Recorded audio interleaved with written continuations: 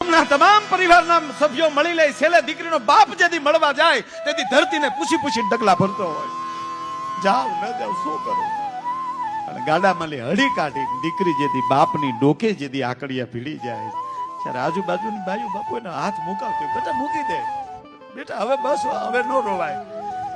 તેથી બાપ માથે હાથ મૂકીને એટલું કે બેટા હવે રોતો તારા બાપના હમ છે, માથું દુખે બેટા તારું, લઈ જા ગાડામાં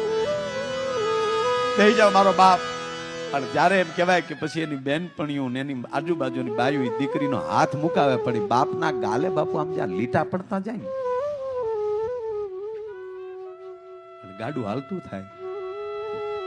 ત્યારે બાપ ધરતીમાં હેઠો બેહી જાય. આ ચિત્ર જોવા મળશે કે કેમ? જ્યારે બાપુ આ સિટીમાં મોટા સિટીમાં ઘણી જગ્યાએ દીકરી વળાવતા એટલે બાપ તો સહજ રડે ને, એટલે બાપ રડતો હોય ને તો દીકરી ઓલી કાસ ઉતારીને એમ કે પપ્પા રડોમાં ને તમે રડશો તો મને રડાઈ જશે તો મારો મેકઅપ બધો વયો જશે.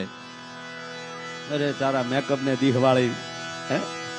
ઈ આંબન પીપળ ડાળ બોલાવે બેટા એક વાર હમું જો પણ ધૂપકા દેતી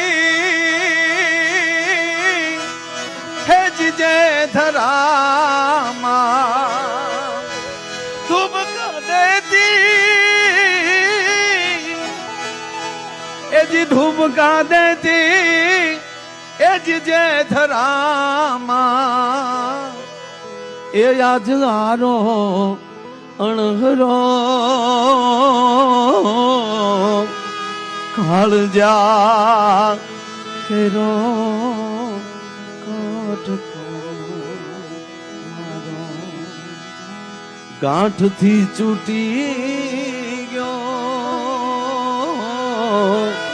કાળજા ફેરો